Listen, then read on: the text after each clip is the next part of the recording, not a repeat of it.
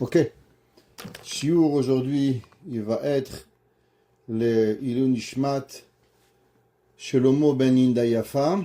Il va être la refoua Shelema Raphaël Benjini et ma maman qui s'est fait opérer aujourd'hui, Myriam Badrachel. Akadosh Baruch Hu Yishlachla refoua Shelema Bet Hashem Rana Vevarea Veshasa Gidea et en bonne santé pour tout le monde. Avant qu'on va continuer dans le Tomer Déborah, on va devoir faire quelques préfaces. Donc, à chaque fois qu'on va avancer dans les cours, pour pouvoir comprendre, on va devoir avoir quelques hakdamot, préfaces pour comprendre certains sujets qui vont nous être expliqués. Alors, principalement, tout ce que je vais vous dire, si je ne l'invente pas, il est principalement tiré du Rabbi Chaim Vital, du Harizal, dans Sha'ar HaKavanot, dans d'autres Sfarim qui expliquent. Et on va essayer avec cela de résumer, pour ceux qui sont avec nous, 30 ans, 26, 27 ans, pratiquement aujourd'hui, on est 27 ans de cours. Et beaucoup de choses que vous avez appris avec moi et avec d'autres rabbanim, je suis sûr, durant toutes ces années. Mais on va en avoir besoin pour pouvoir comprendre ce livre. Comme on a expliqué, le livre de Tomer Déborah, il est un livre qui va nous expliquer comment fonctionne la fonctionnalité d'Akadosh Baruch Hu. Je vais un peu expliquer qu'est-ce que ça veut dire. Bien sûr, Akadosh Baruch Hu, il est Yachid ou Miyuchad, il est unique en soi-même, mais nous, on doit essayer de comprendre comment fonctionne la création du monde. Et cette création du monde, elle est basée sur certains principes. Et on va essayer de comprendre d'abord pourquoi nous, on doit les comprendre. Quelle est l'importance à notre niveau? On est des petits juifs, on essaie de faire Shabbat, Kashrut, faire les mitzvot qui sont là. Et quel est le besoin de pouvoir comprendre qu'est-ce que ça veut dire tous ces principes. Alors il faut savoir que d'abord, Akadosh Baruch Hu, comme on l'a expliqué, Dieu, il est Yachid ou Miyuchad. Dieu, il est unique. Akadosh Baruch Hu, il a rien. Akadosh Baruch Hu, il a rien besoin. Akadosh Baruch Hu, il n'est pas fâché. Hachem, il n'est pas gentil. Akadosh Baruch Hu, il n'a pas des envies. Akadosh Baruch Hu, tout ce que l'on peut imaginer qu'une personne elle a dans sa vie, quelque part dans ses besoins, tous ces besoins n'existent pas chez Akadosh Baruch Hu. Tout celui qui croit que Dieu il est gentil, Dieu il est fâché, Dieu il a envie, Dieu il veut pas, Dieu il aime pas, tout ça, c'est de la Avodah Zara. Akadosh Baruch Hu, il n'y a rien de tout ça qui peut s'expliquer chez Akadosh Baruch Hu. C'est très très important de comprendre à pouvoir concevoir cela. Numéro 1. Numéro 2, il faut savoir que le monde, il a les 10 sphères. On va essayer d'expliquer un petit peu plus qu'est-ce que ça représente, les 10 sphères. Quand vous allez entendre parler des 10 sphères, vous allez souvent entendre parler dans les cours à venir de 10 sphères sous 2 différentes formes. Les 10 sphères que vous connaissez, vous, c'est Chokhmah, Bina, Da'at, les 3 premières, l'intelligence, la compréhension et le savoir. Après, on parle sur 7 différentes sphères qui vont être appelées Chesed, la bonté, Gvura, la rigueur, Tiferet, l'amalgame entre Chokhmah et Bina, qui est entre, par exemple, Chesed et Gvura, qui va associer la bonté et la rigueur. Après, on a Netzach, Netzach qui veut dire vaincre, gagner. Après, on a Hod, la beauté. Et après, on a Yesod, la base. Et après, on a la 10e, Malchut, le règne d'Akadosh Baruch Hu. Chacune des 7 dernières sphirotes, elle va être associée à un nom. Pourquoi? Parce que chaque Chacham, chaque Navi, chaque, ce qu'on appelle en langage de Torah, chaque Roé, chaque berger, du peuple juif, il y en a 7 bergers qui nous ont guidés. Pourquoi ils s'appellent des bergers? Parce qu'ils ont guidé le peuple juif à travers une mida. Alors ces 7 bergers-là, ils vont être associés à une mida. Avraham Chesed, Yitzhak Gvura, Yaakov Tiferet, Moshe Netzach, Aaron Hod, Yosef Yesod et David Amelech Malchut. Même que dans les sphirotes, elles vont pas en ordre chronologique. On a Avraham, Yitzhak, Yaakov, Moshe, Aaron, Yosef, et on n'a pas Avraham, Yitzhak, Yaakov, Yosef, Moshe, Aaron. Elles sont pas en ordre chronologique à cause qu'elles vont pas d'après l'âge et d'après le temps, mais d'après la mida de la personne. On va essayer d'expliquer ce soir en préface et en préambule aux 3 mots qu'on va étudier ce soir. D'abord, la raison que l'on doit savoir ces sphirotes.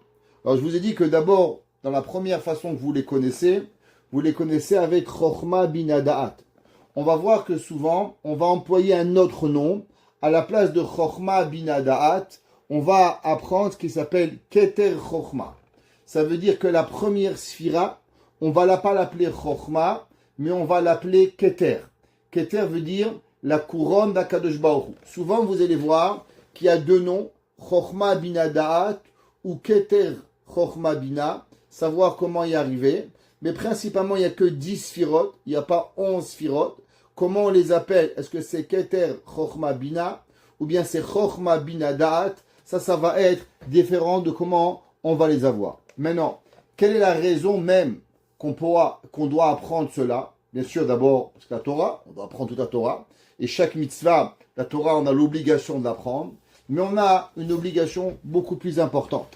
L'obligation pour nous, pour pouvoir comprendre cela, c'est bien sûr pour pouvoir comprendre comment fonctionne l'homme, comment fonctionne le monde, et à travers comment le monde fonctionne, quoi faire et comment agir à chaque moment. Exemple, quand on va étudier, qu'est-ce que ça représente la prière, la Torah? Qu'est-ce que ça représente la prière? Et comment accomplir chaque mitzvah?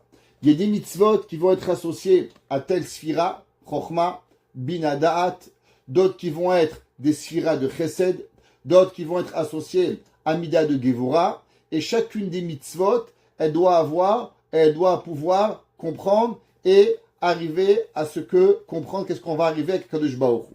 D'accord?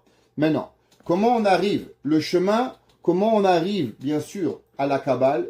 La Kabbale qu'on va apprendre, c'est loin, très très très loin de tout ce que vous comprenez de Kabbale. C'est juste, on va apprendre à ouvrir un livre. Exemple, il y a un homme, il y a un livre, les Havdil, un livre de mathématiciens, de grandes mathématiques. C'est pas parce qu'il comprend qu'il y a un livre, il y a un chiffre 2 et une lettre X qu'il comprend à lire. Il peut lire X au carré multiplié par 3X fois CY, qu'il a compris quelque chose. Il n'a rien compris, mais il a été au moins capable de lire qu'est-ce que ça veut dire. Aujourd'hui, on va loin d'apprendre la Kabbale, mais juste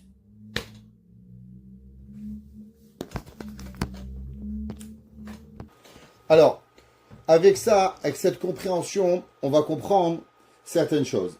La première question que vous allez comprendre, c'est que à travers les mitzvot et à travers la compréhension des 10 sphères, alors automatiquement, on se rapproche d'Akadosh Baruch Hu. Comme on a vu la semaine dernière, Vehalachta bidrachav. Et on va aller dans les chemins d'Akadosh Baruch Hu. Notre obligation est de devenir un et unique avec Hachem. À travers, quand l'homme, il fait les mitzvot, et il comprend un petit peu qu'est-ce qu'il fait, alors automatiquement, il va s'unir avec les mitzvot, et il va non seulement s'unir, je vais vous lire une phrase qui est ramenée dans le Harizal, il dit, Hu metaken et midat achesed alyona, ou meorer atashpaata ala vela olam kulo. Il dit le Harizal, que quand un homme, par exemple, il fait la bonté. Maintenant, on va voir qu'est-ce que ça veut dire la bonté. Il y a la bonté au premier niveau, la bonté au deuxième niveau, la bonté à la bonté extrême comme Avraham Avinu. Alors, qu'est-ce qu'il fait? Avec cela, il se connecte à la mida de bonté d'Akadosh Baruch Hu, et donc il amène sur lui du bon, et il amène du bon sur tout le monde. Maintenant, avec ça, on va comprendre une des plus grandes questions de la création du monde. On en a parlé souvent dans ce cours, à savoir que Akadosh Baruch Hu, on l'appelle Hachem, il s'appelle Shalem. Un des noms d'Hachem, c'est Shalom. Ose Shalom. Akadosh Baruch Hu, il s'appelle Shalom. que veut dire le mot shalom? On a dit souvent, le mot shalom ne veut pas dire paix. Le mot shalom vient du mot shlemut, complet.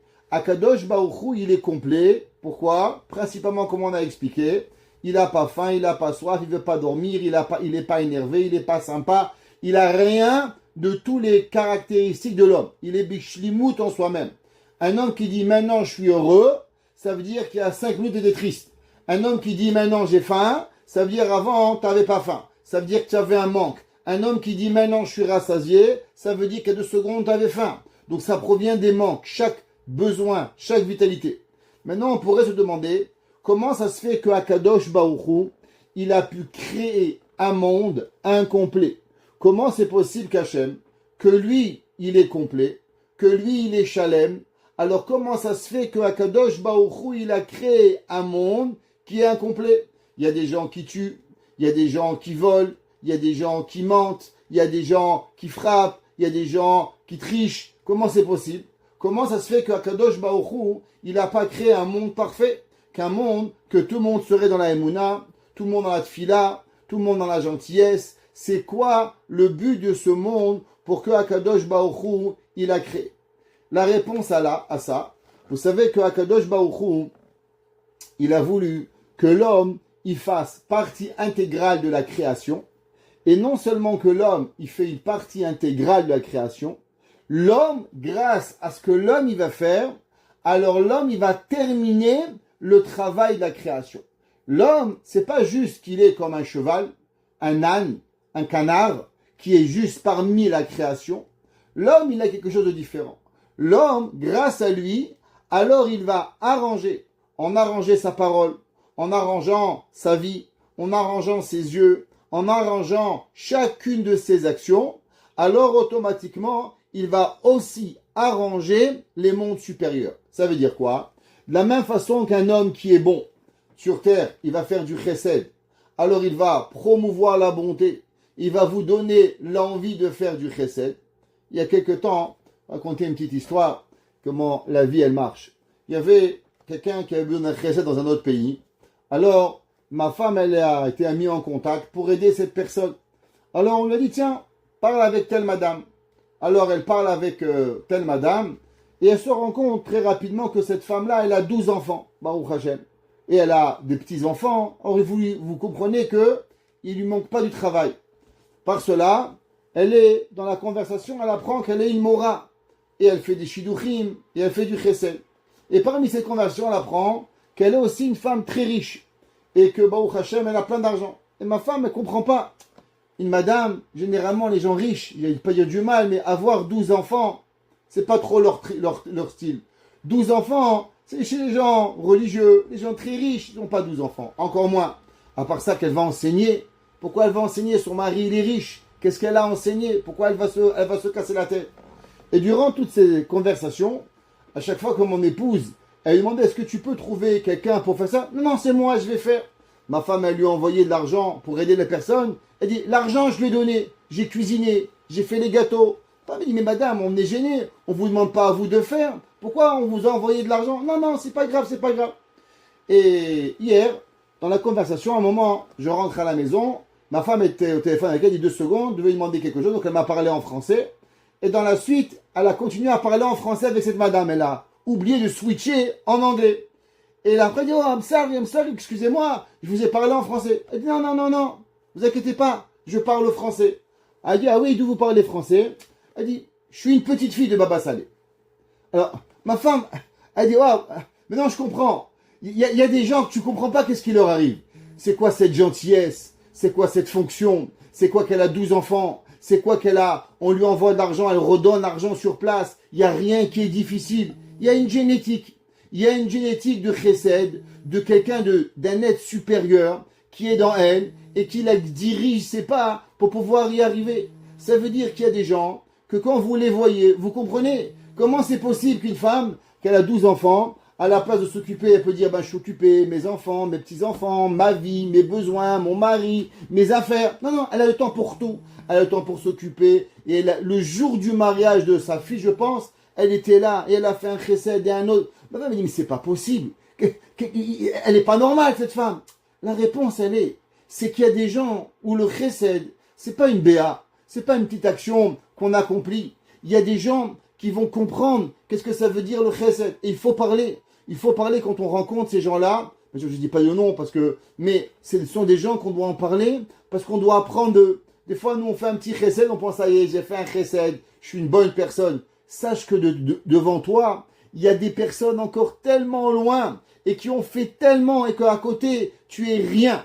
Donc, qu'est-ce que ça fait ça? Ça fait qu'on se rapproche de la mida du chesed d'Akadosh Baruch Hu. Et tout le but, c'est que quoi? C'est que quand on fait les midot, quand on fait le chesed quand il faut, quand on fait la gvura quand il faut, quand on fait le tiferet quand il faut, alors on se rapproche d'Akadosh Baruch Hu et on arrange les midot qui arrivent pour pouvoir y arriver. Parce qu'il faut savoir que l'homme, Yaakov Avinu, il a donné une fonction à l'homme. C'est quoi ce que Yaakov Avinu a donné à l'homme? Il a dit, Veine, Sulam, Mutsav Arza, Verosho Magia Shamaima. Il dit le Harizal, c'était quoi le rêve que Yaakov Avinu il a eu, qui avait une échelle qui était posée sur terre, et que le haut de l'échelle était dans le ciel. Veine, Sulam, Mutsav Arza, Verosho Magia Shamaima. On a déjà parlé souvent qu'il faut savoir que le rêve de Yaakov est la plus grande prophétie d'après le Zohar jamais été donnée. Que d'après certains, même Moshe Rabbeinu n'a pas mérité une prophétie aussi grande que le Chalon Yaakov. Pourquoi ça s'appelle? Pourquoi cela? Parce que vous savez que Yaakov Avinu, il s'appelle le Bechir Shebeavot. Yaakov Avinu, il est le patriarche le plus aimé d'Akadosh Baruch Hu. Yaakov, il avait la Brit Mila. Vous savez que généralement, les prophètes, quand ils n'ont pas de Brit Mila, comme Esav, alors, comme par exemple Bilham, ils doivent s'endormir. Ils ne peuvent pas avoir la prophétie quand ils sont réveillés. Prenez Avraham Avinu. Avant qu'il a fait la Brit Mila, alors il ne pouvait pas voir Hachem. Il devait être dans un état semi-comateux. Yaakov, il avait étudié 14 ans. Yaakov, il était Mahoul. Yitzhak lui a fait la Brit Mila. Comment ça se fait que Yaakov Avinu, il n'a pas eu la prophétie réveillée? Pourquoi il a eu la prophétie en dormant? Chachamim, ils nous disent, parce que la prophétie de Yaakov était tellement grande que quelque part, si Yaakov, il avait eu la prophétie vivant, il serait mort. Son âme n'aurait pas résisté à la grandeur de cette prophétie. Qu'est-ce que ça veut dire? C'est quoi la prophétie? Chaque mot, il faut le comprendre. Chaque mot, il faut comprendre que l'homme, Yaakov Avinu nous a enseigné Veine Sula Mutsavarza. Ce que l'homme il fait sur terre, Rosho Magia Shamaima. Chaque étape de notre vie que l'on fait, chaque prière que l'on fait, chaque action que vous faisiez, messieurs et mesdames, il faut savoir qu'elles ont une double répercussion. La première répercussion, ici-bas, comme cette madame, comme moi, ma femme m'a raconté hier, j'avais envie, toute la journée, de faire du chesed. Toute ma journée, comment je peux aider quelqu'un? À qui je peux aider? À qui je peux aller? Vous savez, des fois, moi je fais partie d'Atsala. Ouais, des fois, ça sonne Atsala. Bon, j'ai pas la tête d'y aller. Hier, dès qu'elle m'a raconté, la radio l'a sonné. J'ai pris ma voiture, j'ai couru, je suis parti aider un bébé, je suis revenu. Elle m'a dit, qu'est-ce qui s'est passé? Elle m'a chauffé, cette femme. Elle m'a chauffé avec son chesed. Elle m'a donné l'envie de faire du chesed. Qu'est-ce qu'on va faire? C'est comme ça la vie. Aujourd'hui, j'étais chaud toute la journée. Avec qui je peux aider? Comment je peux faire un chesed? Comment je peux faire? Ça, c'est ici-bas. Mais il faut savoir que dans le ciel, pareil, quand nous, on développe le chesed, alors automatiquement, le chesed y grandit. Maintenant, il faut savoir que dans la vie, c'est pas seulement dans le bien, c'est aussi dans le moins bien. Un homme qui fait des mitzvot, alors il amène sur terre des bontés. Il amène sur terre tout ce qu'il doit. Maintenant, un homme que malheureusement, il va pas faire ce qu'il faut, alors de la même façon que la bonté, elle amène sur terre de la bonté, alors la même chose, quand l'homme, il va et il donne, et il va pas malheureusement faire ce qu'il faut, alors il va apporter sur terre et il va apporter du mal. Qu'est-ce que ça veut dire? Par exemple, une personne, on lui demande, fais du chesed. Ah, j'ai pas envie, j'ai mal au dos. Ah, je veux pas. Pas parce que elle a un vrai problème, elle a juste pas envie. Qu'est-ce que ça fait? Ça fait que la bonté d'Hachem sur terre, elle va pas venir. Ça veut dire qu'il y a quelque part un homme qui va avoir faim. Il y a quelque part quelqu'un qui aura pas de quoi boire. Il y aura quelqu'un. Quel rapport, moi, avec l'Africain qui habite en Afrique? La réponse, elle est simple. On est un univers. On est un monde. Quand moi, je fais du chesed, alors je crée le chesed dans le monde que Akadosh Baruch Hu, il amène la bonté dans le monde. Quand moi, j'ai pas envie d'aller aider quelqu'un, alors automatiquement, il y a moins de chesed qui va venir et qui va arriver. C'est pour ça que l'étude de la Kabbale, l'étude de ce qu'on va apprendre maintenant, des sphirotes à comprendre, elles sont pour pouvoir que l'homme, il raffine sa façon, qu'il raffine son chesed, il raffine ses gvura, de façon à ce que l'homme, il va arriver, il va pouvoir y arriver. Maintenant, c'est marqué comme ça. Veninsa. Shalomet Torah Kabbalah. Maintenant, il faut savoir que l'étude, elle n'est pas seulement une étude extérieure. C'est une étude que l'on doit faire à l'intention d'accomplir chaque chose. Ça veut dire une personne, comme on a dit la semaine dernière, s'il étudie du chesed, mais il n'accomplit pas du chesed, c'est très grave. Parce que qu'est-ce qu'il fait? Il fait que malheureusement, il va étudier, mais il ne va pas accomplir. Et donc, automatiquement, il va créer, il va apprendre, mais il ne mettra pas en action. Et ça, c'est le pire. Le Talmud dans Masechet Berachot, dans page 17, il dit Margela Pumederava. Il y avait, le Talmud nous dit qu'il y avait une pierre précieuse, dans la bouche de Rava. C'était une expression qu'ils avaient dans le Talmud pour nous dire comme une pierre chachouv, quelque chose d'important. Que quoi? Tachlit Chochma. C'est quoi le but de la sagesse? Qu'est-ce que l'homme il fait avec la sagesse? Qu'est-ce qui doit arriver? À quoi ça sert qu'un homme il est intelligent? Un homme, un grand avec un grand H, une femme pareille. À quoi ça sert d'apprendre? Et dit la Gemara, deux choses. Tshuva ou ma'asim tovim. Le but d'apprendre, le but de connaître, c'est de se remettre en question. Le but, c'est de devenir et de se rapprocher d'Akadosh Baruch Hu. Le but, c'est de faire à Hachem. Et avec cela, quand l'homme il va faire, alors automatiquement, l'homme il va arriver et l'homme il va se rapprocher de Akadosh Baruch Hu. Et c'est sur ça qu'est-ce qu'il devient? Quand l'homme il se perfectionnise, qu'il va se perfectionner, il va arriver à la perfection de la perfection, c'est comme si qu'il va recouvrir Akadosh Baruch Hu avec son être. Vous savez, c'est marqué dans la Torah, un verset qui est très très très très choquant. Si on lit ce verset, alors on n'arrive pas à avancer. La Torah dit comme ça, Vaïvra Elohim. Et Hachem, il a créé, et Adam, l'homme, Betzelem Elohim, avec l'effigie d'Akadosh Baruch Hu, Bara Oto. Maintenant, qu'est-ce que ça veut dire? Comment Akadosh Baruch Hu, il peut créer un homme avec son effigie? C'est impossible. Pourquoi? Moi, on m'a appris, depuis que je suis petit, Hachem, il n'a pas d'yeux, Hachem, il n'a pas de tête, Hachem, il n'a pas de bras, Hachem, il n'a pas de main, Hachem, il n'a pas de pied, Hachem, il n'a pas envie. Quand moi, je me regarde, je vois tout l'inverse. J'ai une tête, j'ai des yeux, j'ai des bras, j'ai un nez, j'ai une bouche, j'ai faim, j'ai soif, je veux pas, je suis fatigué, je veux pas. Tout l'inverse d'Hachem.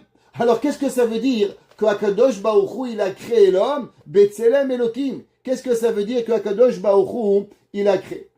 La réponse, elle est qu'on est obligé d'arriver et de comprendre qu'en vérité, quand Hachem, il a créé l'homme, Betzelem Elohim, c'est pas à l'image physique, c'est à l'image spirituelle. Ça veut dire que quoi? Ça veut dire que l'homme, il a dans lui le potentiel des Asara Sfirot. L'homme, il a dans lui tout ce que Akadosh Baruch Hu, il a créé. Beinyan, Metziut, Abore, Vesod Yichudo. Ça veut dire que dans nous, on a un petit monde, et dans nous, nous avons tout ce qui est possible de pouvoir y arriver.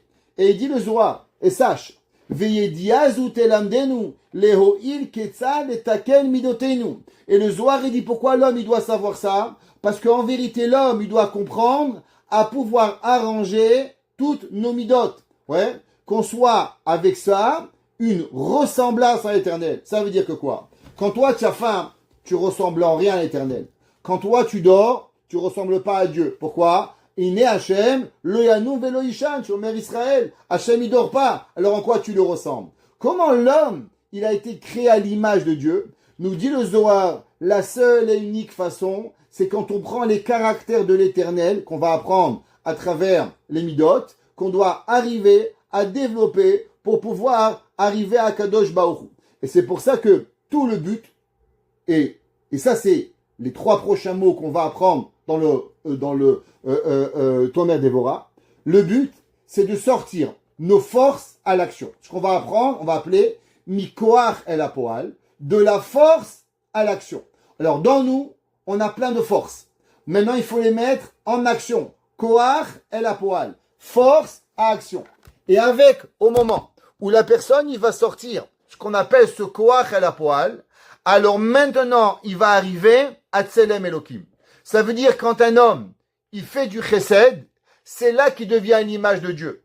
Quand un homme, il va apprendre à pas s'énerver, c'est là qu'il devient à l'image de Dieu. Quand un homme, il va apprendre à pas regarder ce qu'il faut pas, à pas entendre ce qu'il faut pas, à écouter la honte et pas répéter, comme on va voir, alors là, il devient Tselem Elohim. Mais sinon, alors l'homme, il n'est pas Tselem Elohim et il est rien du tout. Il devient quoi? Il va devenir un corps, mais en aucun cas, ce corps, il peut être relationné en rien avec Akadosh Baruch Hu.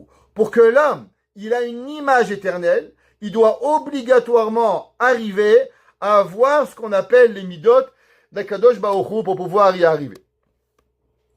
Alors, maintenant, il faut savoir que pourquoi Hachem il a créé le monde. Quelle est la raison pourquoi Dieu il a créé le monde? Alors, la raison, c'est marqué dans le Rabbeinu Sadia Gaon, c'est marqué dans le Rabbi Chaim Vital, dans le Sefer Etzraim, c'est marqué dans le Harizal. La raison, c'est ce qu'on appelle que Akadosh Baruch Hu Kede Lehetiv Imborav. Akadosh Baruch Hu, il a voulu être bon avec ses créatures. Akadosh Baruch Hu.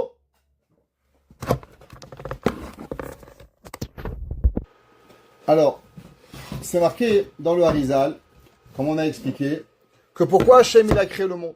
C'est quoi le but? Tout le monde y sait, Hachem il est bon, et donc Akadosh Baruch Hu, il a voulu les hétiv, les biriotav. Ça vous avez toujours appris, qu'Hachem il a voulu faire du bien à ses créatures. Et c'est pour ça que Akadosh Baruch Hu, il les a créés. Maintenant, Hachem il aurait pu juste créer du Olam Haba, et on aurait kiffé. La réponse vous la connaissez, que sinon ça s'appelle le pain de la honte. Ce qu'on appelle Nahama de Kisoufa. Qu'est-ce que ça veut dire? Prenez vos enfants. Ouais. L'enfant que vous avez le plus donné, c'est l'enfant qui vous fait sur la tête le plus. Pourquoi? Plus vous lui donnez, et moins il apprécie. Un enfant, si, j'ai pas dit qu'il faut être méchant avec lui, mais un enfant avec qui comprend la valeur des choses, il comprend travailler, il comprend ce qu'il faut faire, alors automatiquement, il va apprécier. Donc Akadosh Baruch Hu, il a un seul but. Hachem, il a un but de vous et de nous donner de la bonté, du Olam Haba, c'est tout. Maintenant, pour ça, il y a deux choix. Et ça, c'est un chidouche que peut-être que vous avez jamais entendu. Le premier chidouche, c'est que, bien sûr, Hachem, il veut nous donner du bien. Alors, on a les mitzvot. Et les mitzvot, quand on fait Shabbat, Kashrut, Tarat HaMishpacha, toutes les mitzvot, alors, on reçoit du bien. Maintenant, imaginons qu'un homme, il n'a pas fait Shabbat. Il n'a pas fait Kashrut. Il n'a rien fait. Maintenant, qu'est-ce qui va arriver? Nous, on comprend. Ben, Dieu va se fâcher avec lui. Et là, il va être puni. Alors, là, la question, elle se pose. Hey, ça marche pas. Pourquoi? Si Akadosh Baruch Hu, il a créé le monde pour faire du bien à toutes ses créatures, alors, Hachem, il n'a pas pu créer un monde sélectif. Qu'est-ce que ça veut dire un monde sélectif? Qu'il va y avoir 1 million de juifs qui vont aller au Olam Haba et 13 millions qui vont finir en rôtissoir. Ça marche pas. Alors Hachem, il n'est pas bon. Pourquoi? En pourcentage, n'importe quelle personne, elle va comprendre.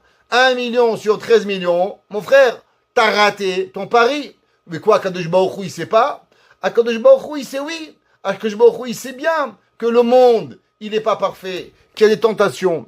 Alors, ça veut dire que quelque part, Akadosh Baruch Hu, il a mal créé le monde, Chas v'Shalom. Alors on pourrait dire, Hachem donnait un choix. Tu veux, tu reçois du bien. Tu veux pas, tu reçois pas de bien. Tant pis pour toi. Je dis ok, c'est vrai. Mais puisque tu m'as créé les Hétiv Imbiriotav et pour me faire du bien, alors il est où ce bien? C'est pour ça que le Ramchal, Rabbi Moshe Chaim Lutzato, il écrit dans Da'at Evunot. Et là, il y a un secret que je pense pas que vous avez écouté de votre vie. Il dit, qu'est-ce que ça veut dire? Kol Israël yesh lahem chelek leolam haba. Tous les juifs, ils ont une part du Olam Haba. Pourquoi? A priori, t'as fait ce que tu devais faire Olam Haba. T'as pas fait rôtissoir. Nous, qu'est-ce qu'on va faire? Ouais, KFC, PFK. Qu'est-ce qu'on va faire avec toi? Rien à faire. La réponse, il dit non. Puisqu'Hachem, il m'a créé pour me faire du bien. Donc ça veut dire que la finalité, elle est obligée d'exister qu'à la fin, Akadosh Baruch Hu, il va me donner du bien. Ça veut dire que, puisque Dieu, il m'a créé avec une intention que j'ai du bien, alors l'intention de Dieu ne peut pas disparaître. Que moi, je fais du bien, ou que moi, je fais pas du bien, il en reste, c'est que la finalité en soi, elle est que ma neshama, elle va avoir du bien. Et que moi, je vais aller au Lamaba. Seulement, il y a deux façons d'aller au Lamaba. Tout le monde y connaît la fameuse histoire dans l'Yerushalmi, où un jour, il y avait Rabbi Yochanan. Rabbi Yochanan, il a rencontré deux enfants à Yerushalayim. Et il leur a dit, j'aimerais aller de telle place à telle place. Ils lui ont dit, tu veux un chemin court mais long, ou un chemin long et court. Rabbi Yochanan, il n'a pas compris. Et il leur a dit un chemin court et long. Alors ils ont dit, va tout droit, va à gauche, tout droit, prends à gauche, là-bas tu arrives. Il est arrivé, il avait une falaise grande comme ça, il avait une montagne qui descendait, ça lui a pris 3 jours. Alors là, il a compris que ça veut dire court et long. En distance, elle est courte, mais en temps, elle est très longue. Pourquoi? Parce qu'elle va te prendre, il faut être un alpiniste pour pouvoir monter. La fois d'après, il a rencontré les mêmes enfants. Il leur a demandé une autre question, où aller. Ils lui ont demandé la même question. Un chemin court et long ou long et court? Alors là, il a dit un chemin long et court. Et là, il a compris. Il y avait une longue distance, mais qui était facile. Pareil, l'homme, il a deux façons de vivre. Il a un chemin qui est long et court. C'est quoi? Dans cette vie, il prend pas la voiture Shabbat, il prend pas le téléphone, il fait les mitzvot, il écoute ce que Hachem il veut. C'est un chemin qui est long. Mais à la fin, il est court. Pourquoi? Quand on part de ce monde, on vit 100 ans, 120 ans, on part, on va en Lamaba. Alors là, on reçoit la raison pourquoi on a été créé, qui est quoi? Les Tivim Biryotav. À l'inverse, il y a un homme qui va un chemin long et court. Qu'est-ce que ça veut dire long et court? Ça veut dire qu'ici-bas, il y a un chemin court et long. Ça veut dire qu'ici-bas, il mange, il boit, il dort, il s'amuse, il fait qu'est-ce qu'il veut, il a aucune obligation. Alors la vie, elle est belle. Mais le problème, c'est que le Olam Haba, il va être très long. Il dit le Ramchal. À la fin, l'homme, il va avoir le Olam Haba. L'homme, il va avoir toutes les récompenses. Mais la question, elle est-ce que tu souffres dans ce bas monde ou tu souffres dans le monde futur? C'est la seule différence qu'il va y avoir. Mais à la fin, l'homme, il est vadaï, obligé d'avoir le Olam Haba. Pourquoi? Parce qu'Akadosh Baruch Hu, il nous a créé obligatoirement à avoir avec Akadosh Baruch Hu de pouvoir avoir les Tivim Beyota. Maintenant, il faut comprendre qu'après que Akadosh Baruch Hu, que lui, il est le créateur qui est complètement complet, et qui n'a rien de création et qui n'est rien du tout, et que Akadosh Baruch Hu, lui, il est loin de tout ce qui peut exister à l'infini, parce qu'Hachem, il est grand à l'infini, et donc toute création de Dieu, elle est longue à l'infini pour pouvoir y arriver. Alors maintenant, il faut comprendre pourquoi Akadosh Baruch Hu, il a créé ce qu'on va appeler les sphères. Maintenant, pour comprendre à quoi ça sert de comprendre pourquoi l'homme, il doit comprendre les sphères. Pour ça, il faut comprendre un yesod. Vous savez que Hachem, il a créé Adam. Adam, il a eu des enfants. Et le monde, il a commencé au temps de Enoch à faire Avodah Zara. Maintenant, je vais raconter une petite histoire. Il y avait un jour un homme qui habitait à Strasbourg. Et si je ne me trompe pas, c'était le rabbin Abitbol qui était là-bas. Et tous les jours, les Shabbats, ils attendaient le rabbin Abitbol devant sa maison. Quand le rabbin Abitbol y passait, il disait, rabbin, moi je suis un pikérat. En un mot, un apikoros. Un homme qui connaît la Torah et qui la rejette. Et le rabbin disait, non, t'es pas un pikérat, t'es un amarat. T'es un amaharet, t'es un idiot. Il a dit pourquoi? Il dit parce que pour être un apikoros, il faut avoir appris la Torah, et après, avec quelque chose dans ta tête, tu rejettes la Torah. Mais un homme qui rejette la Torah juste parce qu'il connaît pas, alors il est juste un idiot, il est un bête, il est un sot, il n'a rien. La majorité des gens, ils connaissent pas la Torah, et ils pensent qu'ils ont une notion. Alors ils font, mais en vérité, ils suivent pas une pensée. Qu'est-ce qu'ils suivent? Ils pensent et ils suivent seulement leur ta'avot, leurs envies. Je veux, j'ai faim, j'aime, je suis fatigué. toutes ces ta'avot, elles nous guident. Comme il dit le Mirtav Meliaou, la majorité des gens n'ont jamais réfléchi à un problème qui est réel. Il n'y a jamais un qui s'est assis à dire, ok, c'est quoi le bien, c'est quoi le mal, qu'est-ce qu'il y a à gagner, qu'est-ce qu'il y a à perdre, qu'est-ce qu'il y a à perdre, qu'est-ce qu'il y a à gagner. Qu'est-ce qu'on fait? On répète la vie par des envies corporelles et on pense qu'on a choisi, quand en vérité t'as rien choisi. Qui a choisi? Ton ventre, tes yeux, ta tête, ton cœur, ouais, et ton argent, mais t'as rien choisi. C'est pas une décision qui est là. Maintenant, on va essayer de comprendre comment un homme, comment des gens intelligents, qui avaient été pas loin de la création de Dieu. Allons voir, par exemple, des gens qui avaient connu Adam Arishon, Enoch. À l'époque de Enoch, il y a des gens qui ont commencé à faire Avodah Zara, de l'idolâtrie. Maintenant, il faut comprendre qu'ils ont vu Adam Arishon. Adam Arishon, il a vu le monde de néant. Il a vu le monde qui avait que lui, personne dans le monde. Et Dieu lui parlait. Il a parlé à Hachem. Je vous demande une question.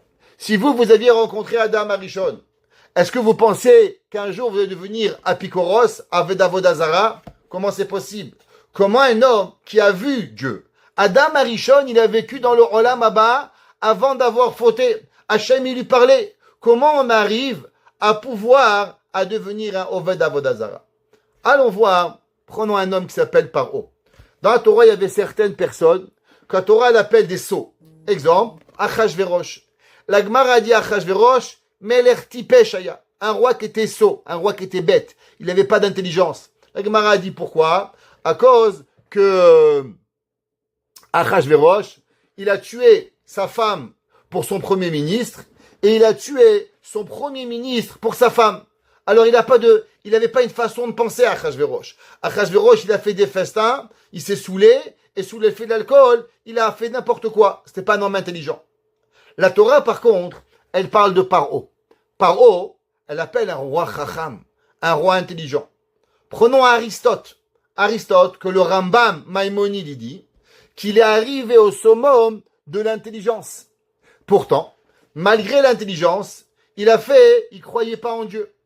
Alors la question, elle est, quand on va prendre par exemple Aristote, est-ce qu'on dit que Aristote, il est un apikoros ou il est un amaharetz? Comment on va définir Aristote?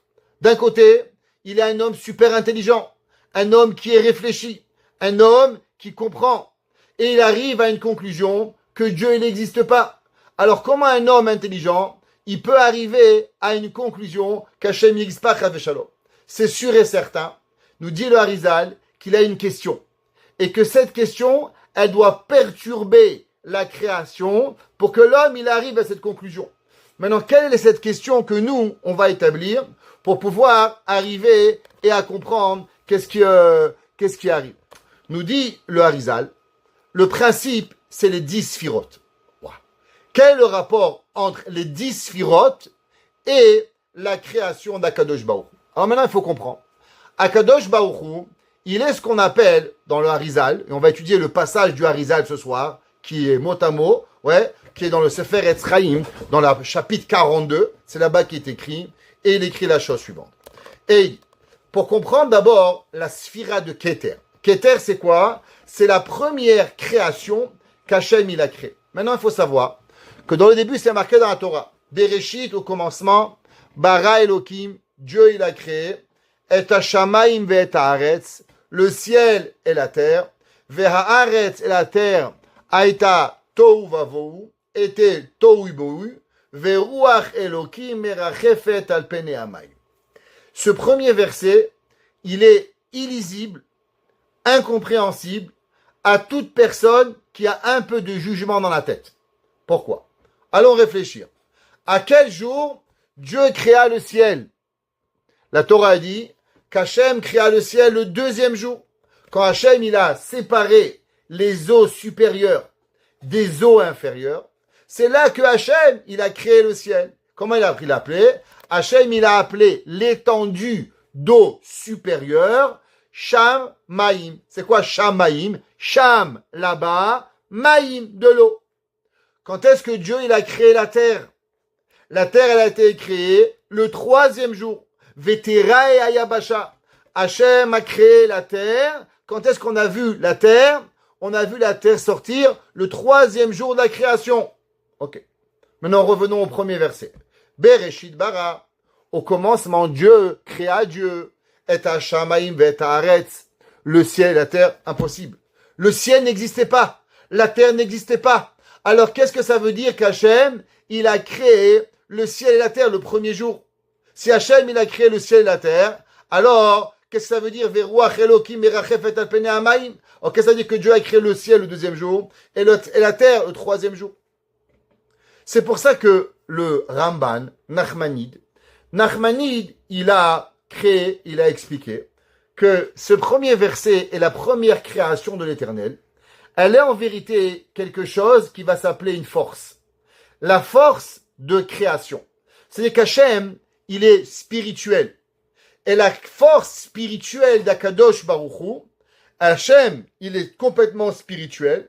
Et on doit d'abord passer de la spiritualité à la matérialité. Maintenant, vous comprenez que entre le spirituel et le matériel, il y a un écart, de milliards, de trilliards, d'infini de distance. C'est pas possible. Alors comment Hachem, qui est kulo ruchani, qui est entièrement spirituel, il peut maintenant devoir créer la matérialité? Ça se marche pas. Moi, je peux créer un livre parce que j'ai du bois. Alors du bois, avec ça je le prends, je fais du papier, je crée un livre. Moi, je peux créer un marteau, je prends un arbre, je crée un marteau, parce que moi je suis matériel, mais quelque chose qui est spirituel. Comment Akadosh Baruch Hu, il a pu créer la matérialité? Comment on peut faire la connexion de la matérialité et la spiritualité? Alors le Harizal, il explique et il dit, comme il a dit le Ramban, c'est quoi la première création qu'Hachem il a créée? Alors je vous dis le Harizal, il écrit comme ça. Ve'inyan est le concept. Qui a Ensof Nikra Efes. Parce que la lumière éternelle, ce qu'on appelle Hachem, qui est l'infini, ce qu'on appelle le Or Ensof, la lumière à l'infini, elle s'appelle Efes. Elle s'appelle rien. Pourquoi elle s'appelle rien? Parce que le rien, tu l'attrapes pas. Qu'est-ce que je dis? Mais il n'y a rien. Quelqu'un, imaginez-vous, vous offrez un bijou à votre femme, ou à votre mari, vous offrez une belle boîte, et dans le boîte, vous mettez rien. Mais il n'y a rien. C'est quoi, il n'y a rien? Parce que s'il y avait un stylo, je dis un stylo. S'il y a une montre, je dis une montre. S'il y a une cravate, je dis une cravate. Rien, c'est quelque chose que l'homme, il a rien, il peut pas attraper. C'est pour ça qu'Hachem, il s'appelle Or Ensof, et il s'appelle aussi rien. Pourquoi rien? Par Hachem qui n'a pas de force.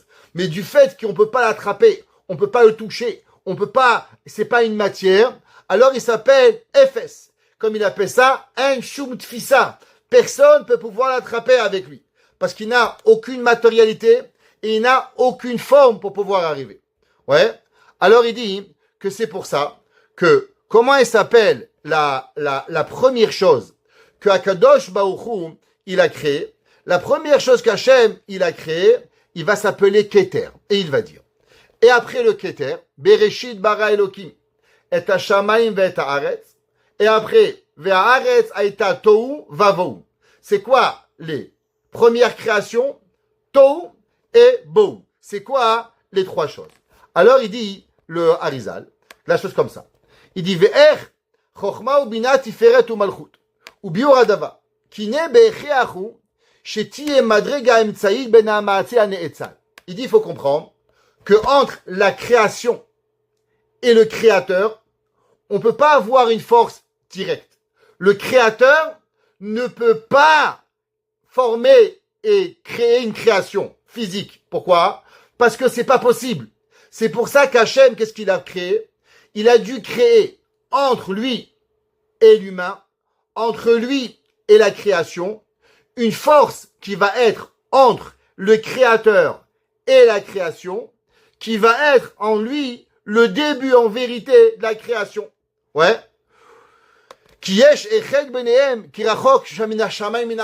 Parce qu'entre les deux, c'est énorme la différence. Comment le créateur peut donner dans la création? Qui sont deux opposés. C'est pour ça qu'il doit y avoir entre le créateur et la création une force qui est entre les deux, qui va faire la force intermédiaire. Veillez bechinat kurova, elle va être proche de l'éternel, mais elle va être aussi proche de l'homme, de la créature. Donc elle est une force intermédiaire entre les deux. Et il dit comment elle s'appelle cette force? Cette force, elle s'appelle Keter. La première force qu'on a, elle s'appelle Keter. Et il dit, Veine, Hine ki Keter ou Dugmat achomer akodem anikra Yuli. Il dit comment elle s'appelle? Il dit par exemple, il y en a qui l'ont appelée l'atome. C'est quoi? C'est une force que vous pouvez pas voir, mais pourtant qui existe. C'est la première force de la création. C'est une force qu'on peut pas toucher.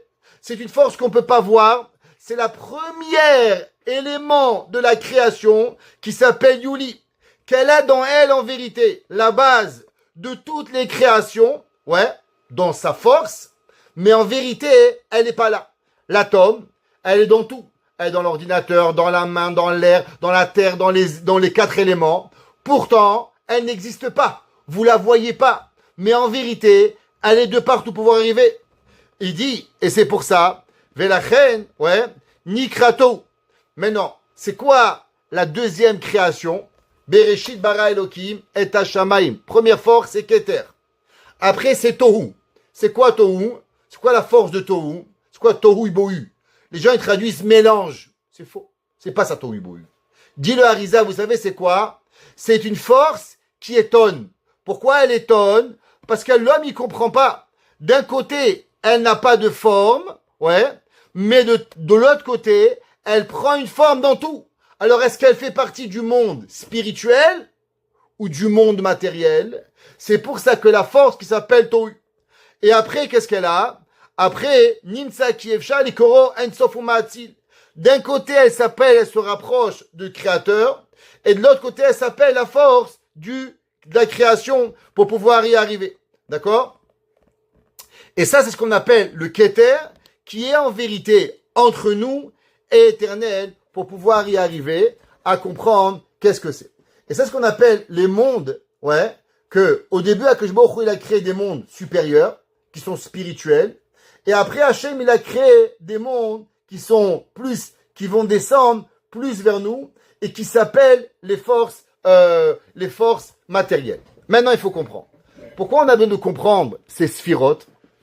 À cause que la question que tous les savants, à travers les générations, ils se sont posés. Une question. Comment c'est possible que Dieu, qui est entièrement spirituel, lui, il peut venir s'occuper et donner à l'homme qui est matériel? Comment c'est possible? C'est pour ça que, à travers les générations, et les premières générations qui ont créé l'homme, alors ils avaient une chose. Tout le monde était d'accord que Dieu a créé le monde. Jusqu'à Paro, toutes les générations, Enoch, tous, ils savaient que quoi? Qu'Hachem a créé le monde. Seulement, quand Hachem a créé le monde, maintenant il y a une autre question. Comment Hachem, il est capable de donner au monde? Hachem, il est Rouhani.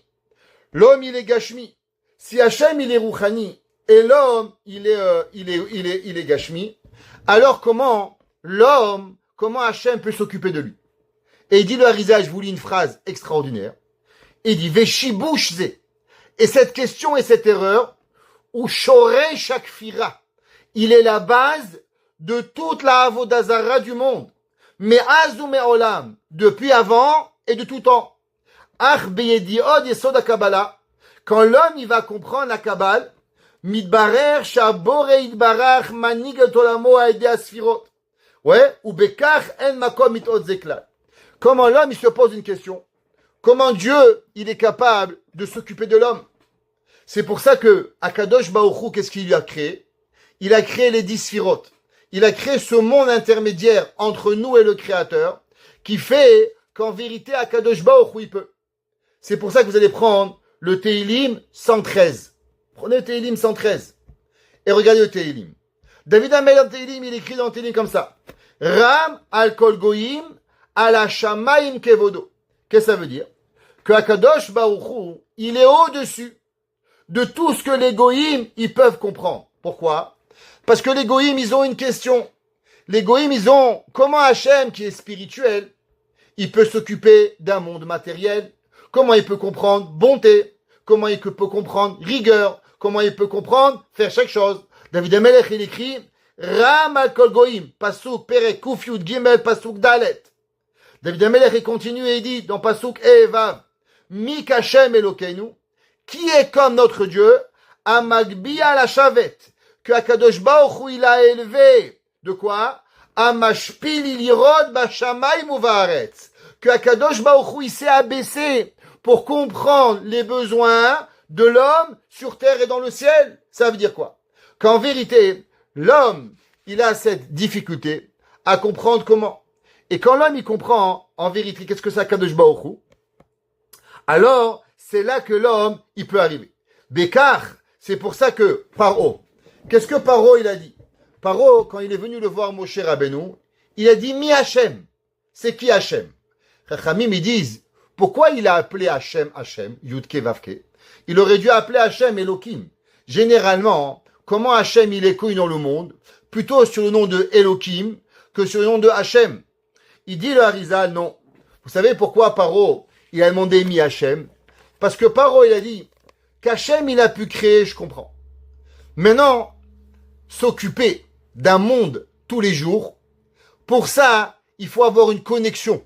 Une maman, elle sent son bébé. Un mari, il connaît ses enfants, il connaît sa femme, il peut savoir qu'elle aime des fleurs, il peut savoir qu'elle aime des plantes, il peut savoir qu'elle a faim, il lui amène à manger, il lui fait à manger. Mais Akadosh Baruch Hu, qui est spirituel, comment il peut comprendre? C'est pour ça que Paro, il a dit, non, moi je connais Hachem, Elohim. C'est quoi Elohim?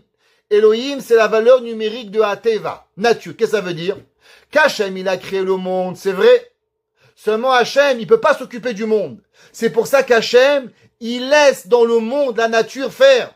Et ce que la nature, elle veut, la nature, elle fait. La nature, elle veut de l'eau, elle fait de l'eau. La nature, elle veut la neige, elle fait la neige. La nature, elle fait chaud, elle fait chaud. La nature, elle a envie de casser, elle casse. La nature, elle fait ce qu'elle veut. Hachem, il a dit à Moshe, parlez à Paro, et dites-lui que Hachem, c'est quoi Hachem? Hachem, c'est celui qui contrôle le monde. Qu'est-ce qu'il a dit Paro? Mi Hachem, je connais pas Hachem. Que Hachem, il peut diriger le monde. Ça n'existe pas. Je connais pas. Qu'est-ce que Akadosh Baruch Hu, il a dit à Moshe Rabbeinu? Il a dit, je vais renforcer le cœur de Paro. Pourquoi? Pour leur faire montrer Asher Italal Tibe Mitzrayim. Que je me suis amusé. Qu'est-ce que ça veut dire que je me suis amusé? Qu'est-ce que Hachem, il a créé en Égypte? Hachem, il a créé en Égypte un concept. Le concept qui dirige la nature.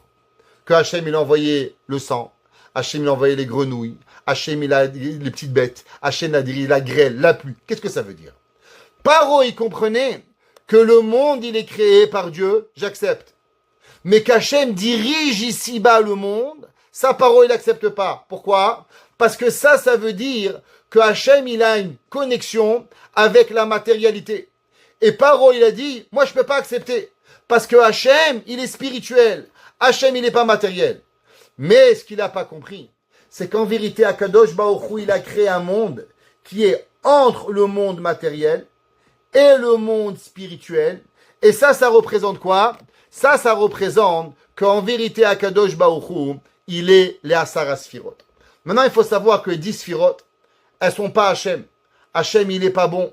Hachem, il est pas sévère. Akadosh Baruch Hu, ouais, elles sont avec Akadosh Baruch Hu et elles vivent par Hachem. Elles ne peuvent pas vivre seules, c'est impossible. La bonté vit que à travers Hachem. Quand Hachem regarde la bonté donne. Quand Hachem regarde la rigueur elle donne. Mais en vérité, Akadosh Baruch Hu, il n'est pas les Sphirot et les Sphirot sont pas Dieu. Par exemple, il y a un marteau. Qui c'est qui casse? C'est le marteau ou c'est l'homme? Vous comprenez que le marteau tout seul, il peut rien faire. C'est l'homme derrière le marteau. Seulement le marteau, il a l'objet pour pouvoir faire.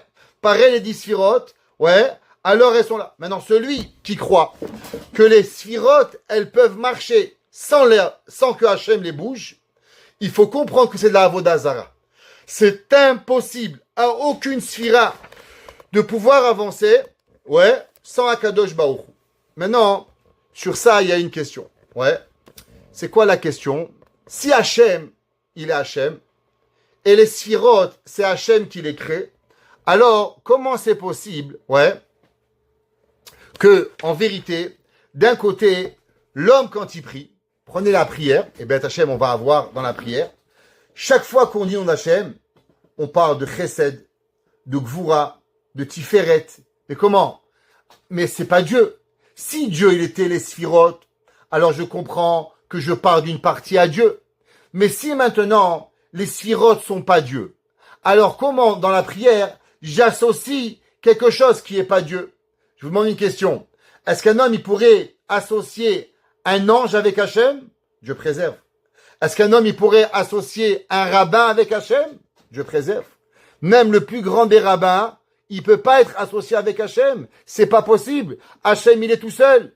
Alors, comment on connecte les 10 sphirotes avec Hachem? Sur ça, on doit comprendre une partie du Zohar. Pour ça, on va comprendre qu'est-ce que ça veut dire l'unité. Alors, par exemple, il y en a qui disent, moi et mon mari, on est un. Moi et ma femme, on est un. Moi et mon partenaire, on fait un. Qu'est-ce que ça veut dire? Qu'est-ce que ça veut dire, dit le Zohar, l'unité? Qu'est-ce que ça veut dire l'unité entre deux personnes? La réponse, c'est que l'humain, deux êtres humains, peuvent être unis à un moment, à une chose, mais ils ne peuvent pas être unis à vie. Et je vais expliquer. Bien sûr, vous êtes mariés, et je vous souhaite d'être mariés pour 500 ans, Beth Hachem. Que je sais que vos enfants vous aiment à l'unisson pour 1000 ans. 100 ans. Mais qu'est-ce que ça veut dire qu'on est unis? Il dit le Zohar la chose suivante. Unis, c'est comme par exemple le corps et l'âme. Le corps, il est physique. L'âme, elle est spirituelle. La question qu'on a demandé souvent, comment c'est possible que le corps et l'âme, ils fonctionnent ensemble? D'un côté, l'âme, elle est spirituelle. De l'autre côté, le corps, il est matériel. Alors comment le corps et l'âme, ils sont unis? Ils sont pas unis, c'est impossible. On ne peut pas unir deux opposés. La réponse, elle est que oui. Pourquoi? Parce que l'unité est représentée quand quelque chose, il est fait sans réfléchir, avec un automatisme, sans avoir besoin de l'accord de l'autre. Exemple, quand vous mettez de l'eau dans votre bouche, est-ce que vous avez besoin d'expliquer à votre gorge et à votre langue et à vos joues et à tout votre corps quoi faire? Vous prenez de l'eau et automatiquement vos joues vont pousser l'eau, votre langue va se tirer, va pousser l'eau dans votre œsophage, votre trachée artère va se pousser pour laisser passer l'eau. L'eau va rentrer dans votre ventre et maintenant, l'eau qui est rentrée, elle va faire un système entier dans votre corps pour hydrater votre corps. Et je vous demande, madame, monsieur, elle s'est arrêtée où votre volonté? Ma volonté s'est arrêtée de mettre l'eau dans ma bouche. Après, tout s'est fait automatique. Ça veut dire que quoi?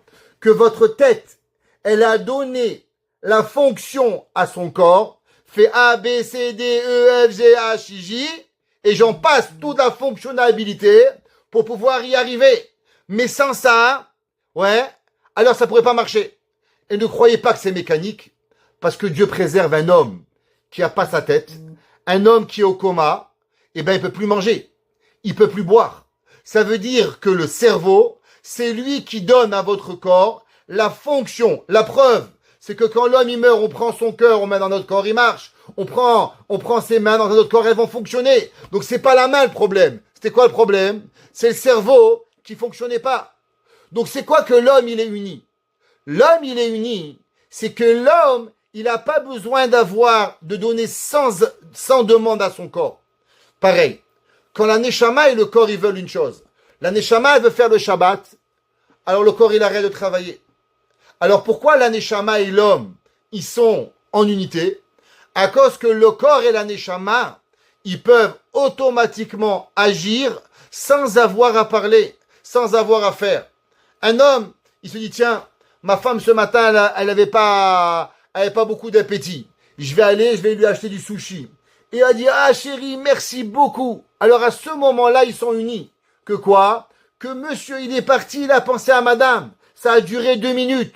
Mais en vérité, il a travaillé, il a fumé, il a marché, il a pris la voiture. Il n'était pas dans sa douleur. Il n'est pas uni avec elle. Il peut pas être uni parce qu'il est deux.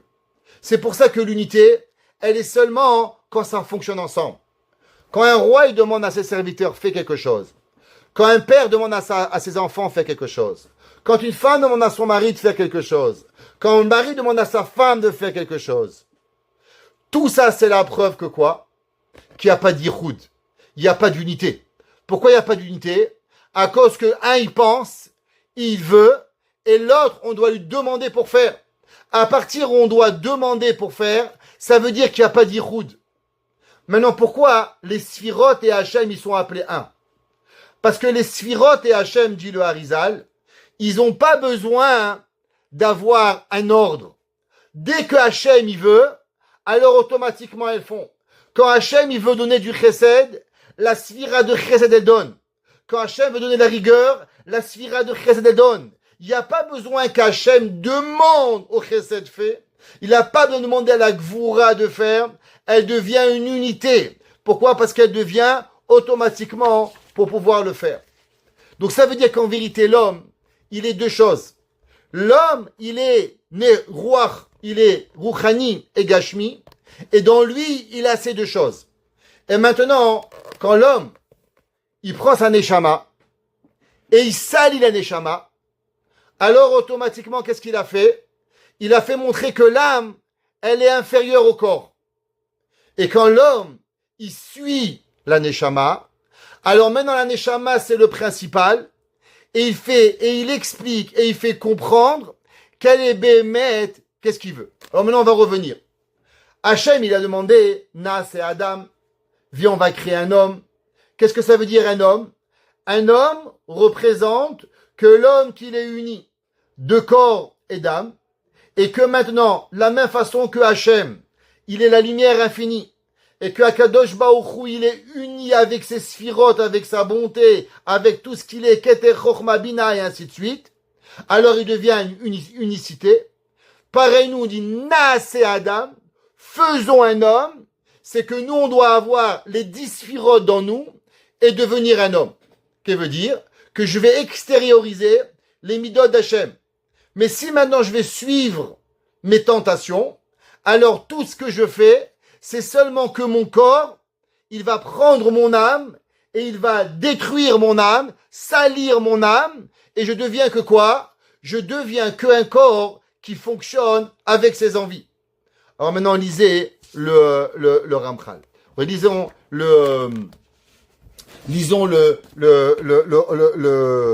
comment il s'appelle? Le Tomer Devora. Il y a un Tomer Devora. Adam Raoui Sheidme Lekono. L'homme, il est bien qui va ressembler à l'éternel. Ouais, que quoi? Comme on a expliqué. Que Akadosh Baruch Hu, il est uni. Mais Hachem, il a créé les sphirotes. Et maintenant, les sphirotes, elles réagissent à la volonté d'Akadosh Baruch Hu. Ve'az yeh besod hatzura. Il dit maintenant, quand l'homme, il devient comme Hachem, chas v'shalom, mais dans la même fonctionnalité, que les midot, elles deviennent une partie de lui, et elles réagissent à lui, alors il devient le secret de la création à Eliona, c'est la moudmout. Maintenant, qu'est-ce qu'il devient? Alors maintenant, il devient l'effigie supérieure qui s'appelle Tselem Moudmout. On a demandé au début du cours comment l'homme il peut être Tselem Elohim, mais l'homme il est de matérialité et le Hachem il est de spiritualité. La réponse elle est, ça dépend qu'est-ce que tu fais. Si c'est le corps qui abaisse l'âme, alors tu as raison. Mais si c'est le corps qui s'élève à l'âme à travers les midot, alors automatiquement le corps il devient uni à quoi? À Tselem Elohim. C'est quoi Tselem Elohim? Tselem Elohim, c'est Chochma, Bina, Chesed, Gvura, Tiferet, Netzach, Od, Yesod, Malchut. Alors, Ve'az, Yebetsod, Atsura, Yona, Tselem Udvut. L'homme, il devient quoi? Il devient Tselem Elohim. Il devient l'image de l'éternel d'Akadosh Baruch Hu. La même façon que Shem, il est Rahman, moi, je suis Rahman. Pourquoi? Chez il ou Yedoume Begoufeo. Parce que si maintenant, Barminan, l'homme, il ressemble seulement à travers son corps. Que quoi? Que l'homme, il va seulement utiliser, le corps. Vélo bepeoulot. Alors il a la tête, il a les pieds, il ressemble. Qu'est-ce que c'est? La main droite, ça ressemble à quoi? Chesed. La main gauche, elle ressemble à Gvura. Le corps, Netzar. Ouais, les pieds, Netzar Vehod, comme on a déjà appris. Ouais, chacune des parties d'Akadosh Baruch Hu, elle est représentée par quelque chose. Les pieds, les bras. Alors, tu es rien. Tu es seulement un pantalon, mais le plus beau des pantalons dans l'armoire, il vaut pas du jeans le plus déchiré porté sur un être vivant pour pouvoir y arriver. Shelo yedume begufo, velo bepeulot. Harehu marziv atsura. Il dit le Tomer Déborah, l'homme qui va seulement à travers les tentations corporelles, l'homme qui ne va pas mettre le corps au travail de l'âme, et il ne devient pas une unité avec son âme, et l'inverse. C'est l'âme qui va suivre le corps. Alors qu'est-ce qu'il vient de faire? Harehu marziv atsura. Qu'est-ce qu'il va faire? Il va malheureusement profaner le nom d'Akadosh Baruch Hu. Pourquoi? À cause que l'homme, qu'est-ce qu'ils vont dire? Les gens, ils vont dire, waouh, quel beau corps, quelle belle machine. Ouais, seulement, l'homme, il n'a pas utilisé. Comme c'est marqué dans le Sifri. Kadosh Baruch Hu dit, lechet berachav, elu darke Hashem. Kol anikra bishmi velichvotiv, berativ yetzartiv avasitiv. Yeshaya Navi, il a dit, que tout celui qui va dans les chemins de Dieu, alors il est appelé en nom d'Hachem, il est appelé la gloire d'Hachem, il est appelé la création d'Hachem, il est appelé la formation d'Hachem, et Hachem il dit, ah facitive, moi je l'ai fait. Ça veut dire que l'homme, il a en son pouvoir, grâce au midot d'Hachem, de pouvoir déterminer qui tu es. Est-ce qu'en vérité, toi, tu es Selem Elohim, toi tu es l'effigie de Dieu, tu représentes Hachem, qui est Or En Sof, qui est pas touchable, qui est spirituel, et qui est uni avec ses midot, comme l'âme, qui va utiliser le corps pour pouvoir accomplir les midot d'Hachem, et accomplir les mitzvot d'Hachem, ou bien l'homme, qu'est-ce qu'il va faire? Il va utiliser l'âme pour utiliser son corps. La vie de l'âme pour utiliser le corps. Et là, alors, on va dire sur lui. Veyomru alav. Et les gens, ils vont dire, Tsura ma'a, un corps tellement parfait, une tête tellement parfaite, un pouvoir tellement grand, ouais, ou ma'asim mecheorim, et des actions tellement mauvaises. Share ikar atzelem ve'admut ha'elyon. Parce que qu'est-ce que ça veut dire ressembler à Hachem? Vous savez qu'est-ce que ça veut dire ressembler à Hachem? Hem pe'ulotav. Ce sont seulement les actions. Qu'est-ce que c'est un homme? Un homme, c'est pas combien il est grand. Un homme, c'est pas combien il est petit. Un homme, c'est pas parce qu'il mange. Mais un homme, c'est comment? C'est à combien les actions il a fait. Un homme, il se demanderait, c'est qui Napoléon? À quoi vous pensez à Napoléon, les Havdil? Qu'il a empereur du monde. Est-ce que vous savez que Napoléon est mesuré 1m40? C'est même pas intéressant. Ouais, pourquoi? À cause que s'il m'intéresse pas. Si je vous dis à combien il mesurait David Ameller, en quoi ça me sert de quelque chose? C'est pas intéressant. Le livre de Tehilim, il m'intéresse de David Ameller. L'action de David Ameller, elle m'intéresse. Pourquoi? Parce que c'est ça. Il dit le Tomer Déborah. L'homme, vous savez qui on est? On n'est qu'une chose. Par rapport à comment on actionne notre vie, alors on est quelque chose. Une personne, elle veut rien dire.